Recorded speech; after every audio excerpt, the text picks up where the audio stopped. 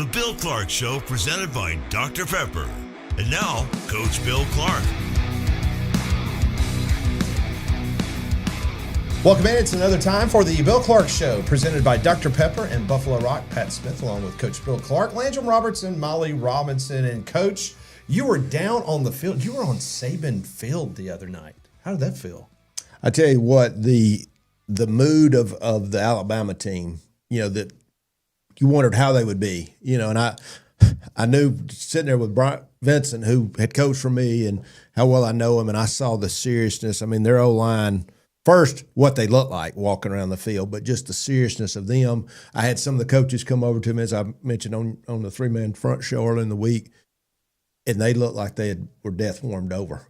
So I knew the kind of week they had, and they said it. It's been a terrible week. The seriousness, you saw it, which we knew the talent was there, and then they put the seriousness with it, and I think Monroe obviously got the other end of that. So break it down for us, Coach. You're looking at it as a former coach. How are you evaluating, without looking at film, with the naked eye, effort? Yeah, so the first thing I look at when somebody's got talent, I think that's not been a question for them, right?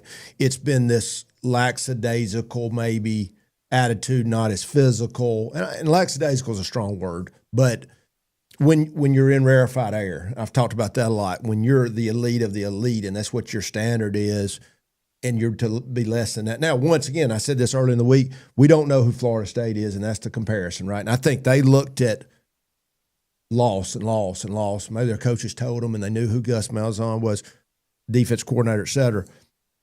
But they weren't ready game one. And then I saw you saw the talent level as you get on the field, and just the size, the numbers, the speed, all those things that we'd been all hearing about in the whole offseason. But then to see the seriousness put with it, and then I think you saw the result. Now, Monroe is not Georgia, and these teams they got to play, obviously, but they were ready to play, look serious, and then to see the coaches come over to me and say, "Man, it's been terrible."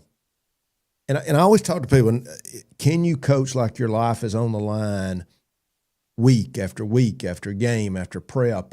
Because that's what it looks like. That's what it looks like, and that's what these other people are doing, and can they get their level up to that? Because I have not seen that up to this point, so we shall see. Take us behind the scenes, as you and Coach Vincent, very close, longtime friends, longtime assistant coach for you. Take us behind the scenes in regards to him knowing that he was going to go up against a very mad football team. Now, granted, the talent level, obviously better than La Monroe, but you're going into Bryant-Denny, going up against a team that's really got to send a message. Well, Alabama's got a starting tailback out. They've got Williams. He's in warm-ups. I'm sitting there with Dr. Kane. He says, "Man, you look good. No, you can't play this week." I mean, think who they got out. Bryant was missing 2 starting receivers. What goes to his next 2 versus their next 2? And that's when depth and those things really come. But, I mean, he knew it. He knew it was – that's the worst thing you could have, is a team who's a lot better than you and they're ready to play. Now, Bryant had some advantages. He has an open date this week, so he could – lay it more on the line. I mean, you just got to give Alabama credit. They were ready to play. I don't think Monroe played well, obviously, but Alabama played well, serious, focused, and really, really talented. Without looking at their schedule, though, at least if you're Bryant and you're his staff, you know that Alabama gave max effort, and you're not going to see anybody better this year, right? No, obviously not. And I think for them, it's the same thing. This is those things when you're dealing with a young staff, and why do you have a young staff? You know them. There are guys that were GAs for us. And granted, you don't have as much money. And so you say, hey, let's go get younger guys that are loyal. And I'm not talking about anybody on Monroe's staff. I'm just saying this is what you're trying to get across to them. If you don't do everything right, if your guy it's not you, it's the guy you're coaching, doesn't understand about how close to get to the guy fair catching the ball security, whatever those things are. And I was talking to some of the coaches. I said, do you now see what it's like to get embarrassed? To get really embarrassed? That's how you've got to coach, because that's how I lived. Now, I know you watched the Alabama game from afar like we did, but by you being on the field and just seeing the way that they were going about their execution and the way the coaches were acting prior to the game and then during the game, did you sense that Alabama now, from here on out, that's kind of the passion that they're going to need to play for? Well, they got to see what it's like to be publicly ridiculed. you know, and as a guy who lived in the state and coached in the state, that's what I was trying to explain. When you're from here, where they really, really care and they're really smart, they get it, they know it's important to them. That's really, I mean, if you don't understand what that looks like, come here and see. And that's what somebody that comes into our state to coach doesn't really understand. They really don't know what the passion and the hanging on your every word and hanging on every play, and that's hard. It's not a fun place to live, you know, because that's the world I lived in, where you know what it looks like, and it's really not fun. But it's the way. And you say, well, who all has to do that? What do we talk about football? You know, I compared it to like SEAL Team 6. You know, here we are, we're SEAL Team 6. Hey, and I'm no offense, Pat, but the number 2 guy here doesn't do his job. People get killed. The one position doesn't, now, thank God it's not life or death, but the one position does not do his job or doesn't coach his guys as good, or they don't get it, it affects every one of us, which is what makes football such a great game. It takes all of us. And I think that's going to be the question, just speaking of Monroe or any other team, can you get your guys to understand who've never been fired or never been put on a hot seat? You know, and luckily I wasn't that guy, hadn't been fired, but I always lived it. Of course, being a coach's son, knew what that looked like, knew what happened when you didn't perform, knew what happened when you win, know when you lose. And I think if you coach like that, as I say, not always fun, but that's the way you get the best results. He was perfect on the afternoon, 17 for 17. Ty Simpson, what did you learn about Alabama's quarterback?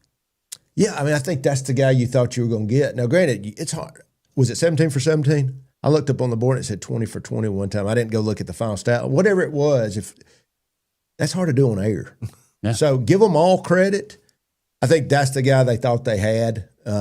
Just making all the throws accurate, got the legs, got the wheels.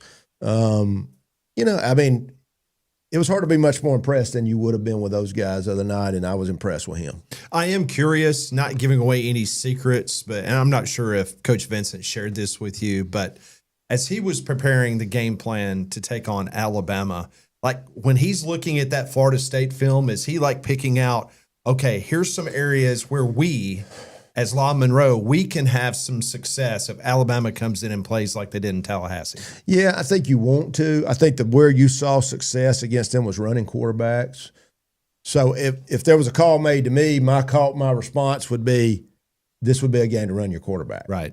Now, what do you not want to do against those guys? Run your quarterback. Right. You would have had to decide, and I told him this, you know, you would have to make a crazy decision. And wait a second, my number 3 guy's a really good runner. Are you willing to take a chance and say, I'm going to go in here and run the quarterback and throw it some, protect my first guy? Now, does that tell your team you're giving up? Even though that would maybe your best option offensively. Now, that's the kind of crazy things maybe I would do, because I know what hurts defenses. And, you know, that's the thing they didn't want to see. Now, what would you have seen? You would have seen cover 0. Now, can you throw it good enough to take advantage of that? That's the problem when you go to the backup, and that's what went through a guy like Bryant's head. If I had to change who I was, you know, and so, and you know, we're all crazy enough to think we can play in these games and we can win these games. You know, the hardest thing for fans to understand, because it sounds like an excuse if it's you in the middle of it, is the difference between what the elite of the elite have, not just the 5 stars. It's all the support that goes around it. We could spend a whole talk of that, which is great. You know, as I told you, I'm going to Georgia, which was Disney World of getting guys back to play, which is exactly what I would do. Every way to keep them on the field. You know, you're talking about coach safely now. Those things that go, it's instead of being out, you know, they're out a week, your guy's out 3 weeks or 4. You know, they got such good care, which is not really what we're talking about. But I think that to see that on display and to done the right way, you know, and I think that's going to be the question for Alabama. They got the tools. Can they stay that focused, that hungry, that mad, whatever you want to call it, moving forward? And how much of that translates when you get into Wisconsin this week, but Georgia, Athens, couple of weeks, that's where it all shows up. Yeah, and right? it's all the bull crap. Yeah. You know, do they – and that's what I always said. People, you think Bill Clark's crazy. You know, he's looking at you as you come down the stairs. Crazy good. Well, he's wanting to know how you're looking in pregame meal. And you don't want to make it where your guys are scared to death. Because what I always said, once you get to the stadium, as long as you're not doing anything, it's time to play. Yeah. You know, but prior to that, I'm looking to make sure the walkthrough is perfect. Is he focused? Is he focused? I mean, still kids. I'm wanting to see, is he ready to play? Can they maintain that? And that's going to be the question to me, because in the league they're in, it's rarefied air. It's people get it. They understand. They have the resources. They have the players. And that, can you do it week after week, which is what I always said about Nick Saban. It's the consistency. That's why we said he's a robot, to stay in that mode. Because by the end, for me, I was worn out. I had just been in that world, especially when you're trying to do more with less, But to be at the elite level, that's what it looks like.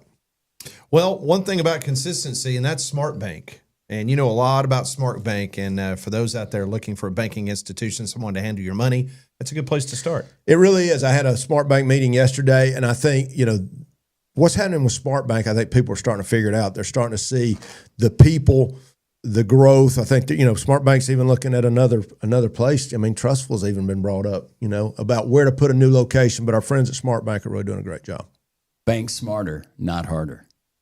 Coach, a big story this week has been the University of Florida losing against South Florida. South Florida has already beaten one top 25 team in Boise State, and then they knock off Florida in the Swamp. A lot of talk about Billy Napier, 20-20 after 40 games. Just curious, if that job were to come open, how ideal would that be a spot for any coach in America that would want to leave where they are and get a chance in Gainesville? I think there's no doubt Florida's a great spot, and there's great players down there. I think you would have to look at all things, though. I think now you've got to go look at every bit of rev share and collective and all those things. I would think it's a great spot. I think they've been spending the money. I think they've been getting the players. And I think South Florida has, you hear rev share, I'm hearing the number 8 to 9 million in the American, which would be the top, even though I think obviously Tulane and Memphis are doing good. This is what I'm hearing a few days ago. So they're putting the money in. I mean, you're talking about a 55, 65,000 student. This was years ago when I used to go down there when Jim Leavitt had just gotten the job. So I think Florida's got all those things. I wonder where they are relative to some of the others, but you would think it's a great spot, but we know they've got a killer schedule coming up, and you don't need to lose South Florida. Is South Florida potentially one of those Southern Miss teams that we saw from the 80s, the 90s that nobody wanted to play? And you get ridiculed for losing, but then all of a sudden you see the body of work at the end of the year and go, you know what? Turns out that was a pretty good team. No, I don't think there's any doubt what I've seen, up to this point. This is a good team. And you watch that game, and I got to see pieces of it. They look the part. They do things offensively and defensively that are different. You've got the Brow system, which we're seeing as being cut, which I always said was one of the best, along with a defense that takes a lot of risk and really puts a lot of pressure on you. Think of Alabama a few years ago. I mean, they're coming after you, which is, once again, hard to get ready for in a short amount of time. And Florida's got their mind on the next one and the next one and the next one, and then, and then to lose that one at home. Now, he turned it around last year to a point. Can they turn it around? We'll see. In regards to South Florida, that's a program that you're familiar with from the American Conference. When you had the resurrection of the UAB football program, you had certain people around the country. They pointed to certain schools in the American, and South Florida was one of them, along with Memphis and UAB, potentially to be the teams that would carry the mantra for the conference. What has USF done in regards to putting themselves now, and it appears, a better position than maybe even Memphis or Tulane? Just that first thing I said, the rev share number, and I don't have that substantiated, but I've had two people tell me, use that 8 million number. And they're about to build their on-campus football stadium. Correct. Yeah, they've had the people. They are in the area, and they have had the people. I was there at the infancy of the program. So remember, I think I've mentioned I went and visited with Stoops and Coach Leavitt. Coach Stoops had just gone to Florida, and Coach Leavitt had just gone there. And I was studying K-State, and you remember K-State, truly in the history of all college football. You remember when they were on Sports Illustrated as the worst team in the history of college football, and then the turnaround. So I wanted to go study those guys. They were 4-3 defense. And so I got to see them from zero, when Coach Leavitt took them over and started. But to see that campus, the number of students they have that already. And in regards to like alums, I mean, are we familiar with any big donors, or are they just doing this grassroots in Tampa?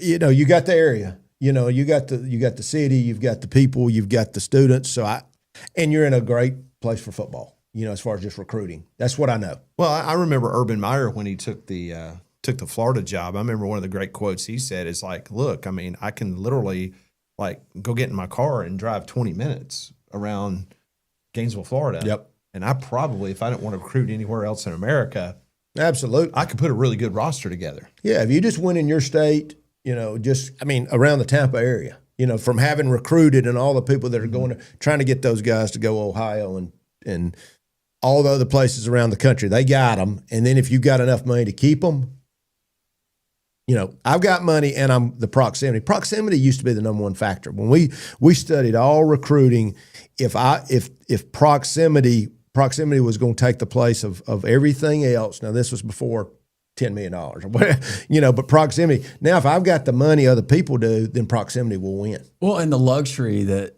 USF head coach Alex Golesh has, you got a quarterback who is athletic as all get out.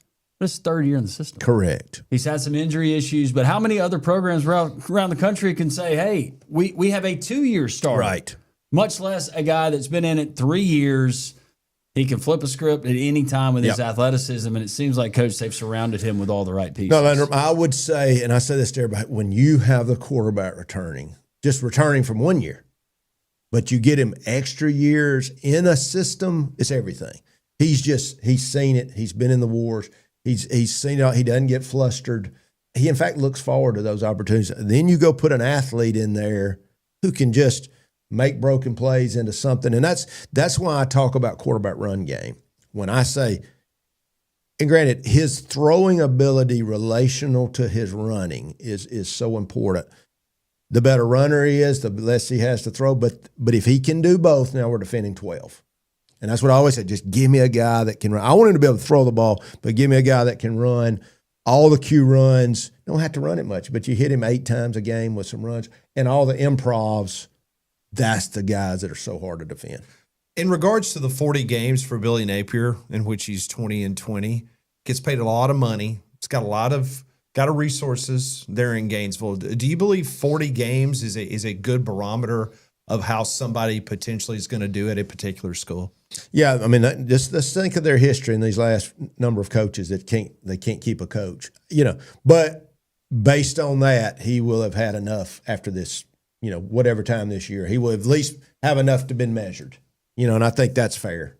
What are we talking about? How many years is this going on? 4?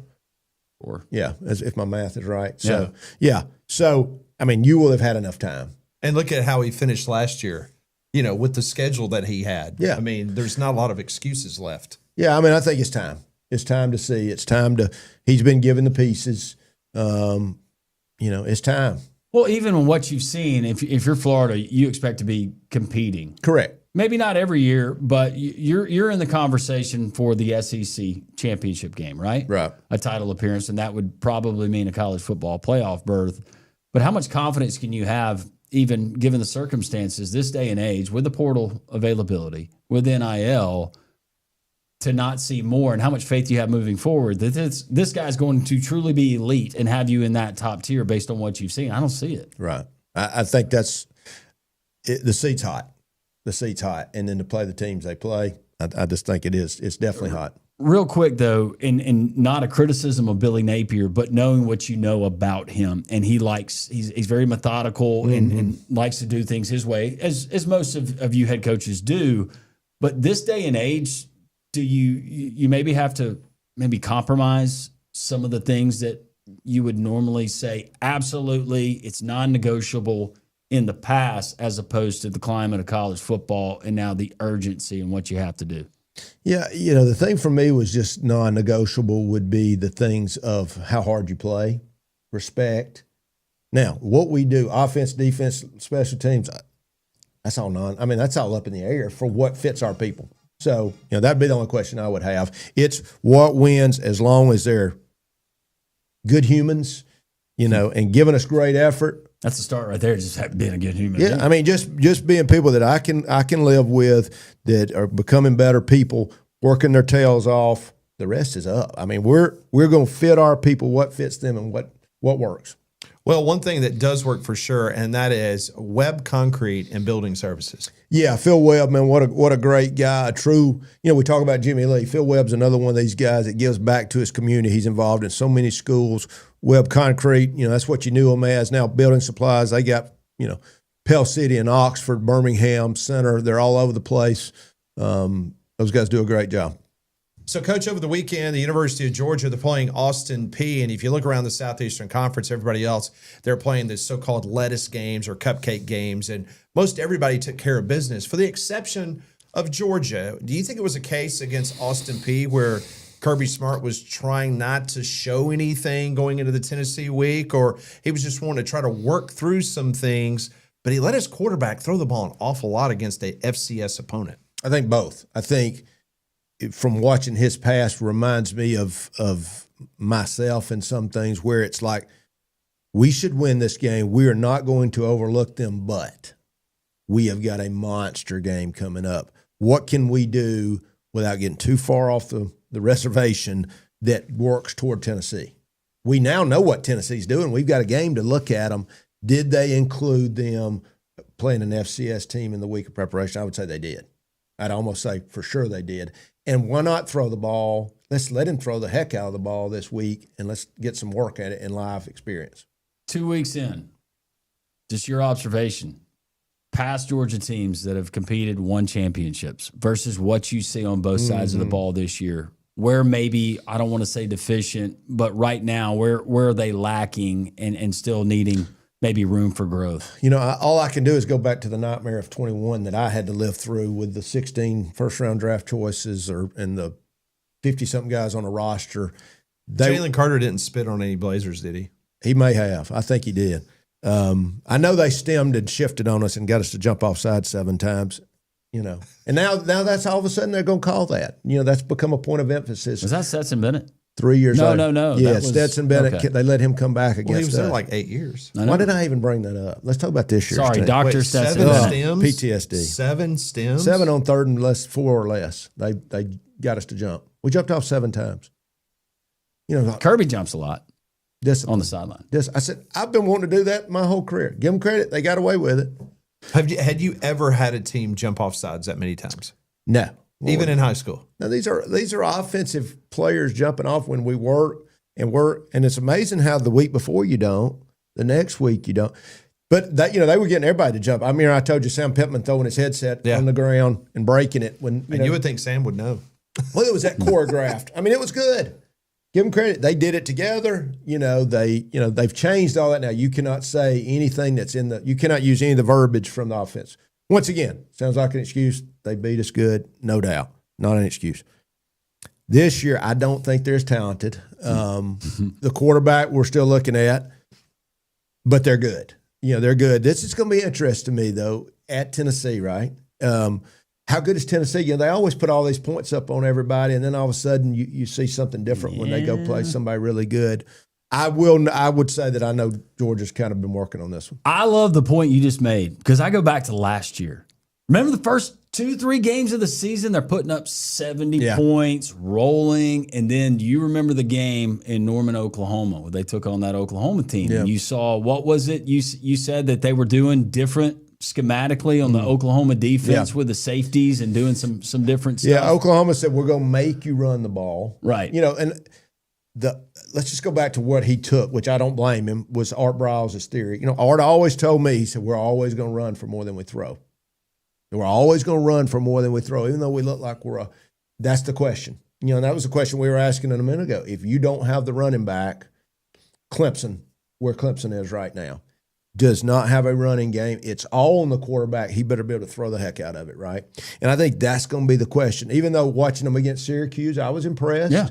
I saw him run the ball some. So, I'm kind of contradicting myself here.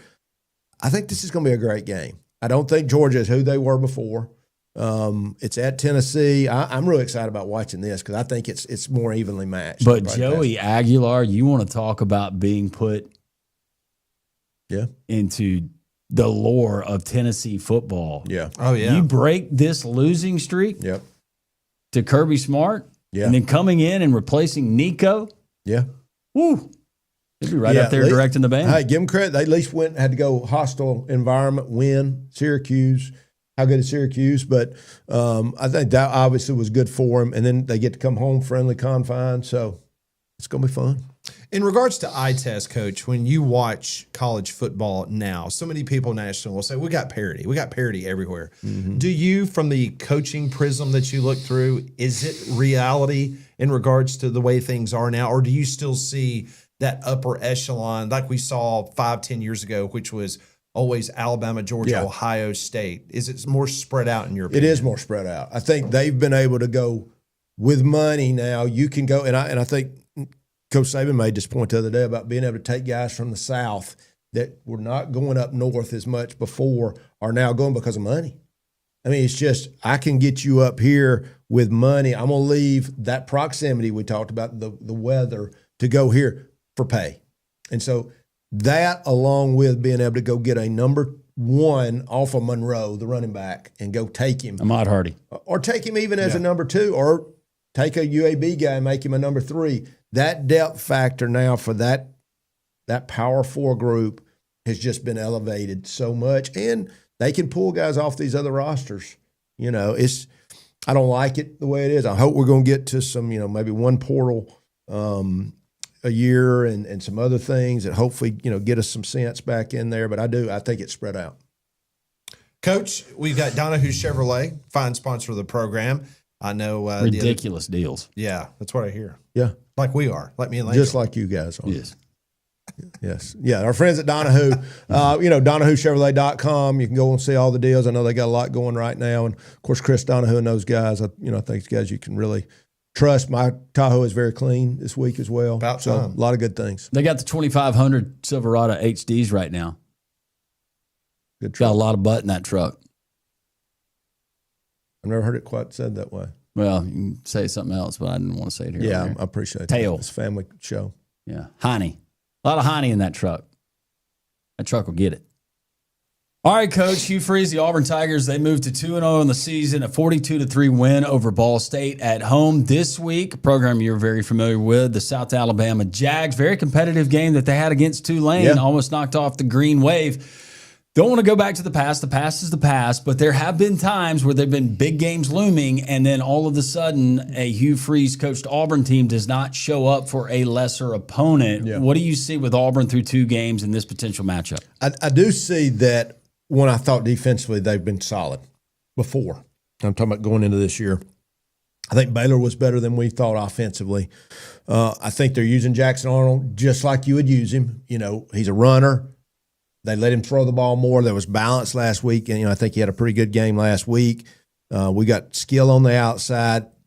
The question's going to be when it comes to the bigger games. I think I've seen maybe their life has passed before their eyes enough to say we're going to be serious moving forward. I think they're going to be fine, just like I thought they were going to be fine against Baylor. I think the reality will be when it comes to these other games.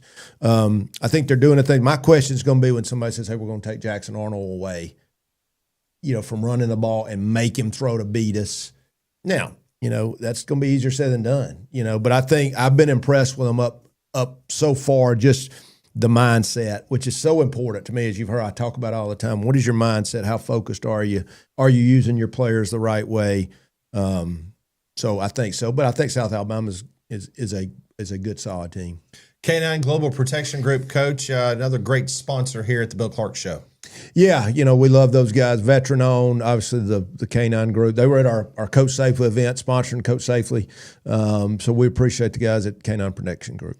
All right, another quick 30 minutes. We appreciate you tuning in each and every week on the Coach Bill Clark Show, presented by Dr. Pepper, the fine folks there at Buffalo Rock with Jimmy Lee. We appreciate them greatly. Next week, Coach, man, it's going to be turned up a notch as Bama will be off, but Auburn on the road in Norman, Oklahoma. That's a big one. I tell you, after watching Oklahoma, obviously we'll talk Heisman next week. Didn't quite get to it today, but that quarterback at Oklahoma, man, I got to see the very end of that game. Yeah. He is. Y'all were talking about him. He's that impressive. Yeah, very much so. We liked him a lot in Atlanta. Very nice guy. Yeah. All right, that's going to do it for us. For Molly Landrum, I'm Pat. That's Coach. Have a great week.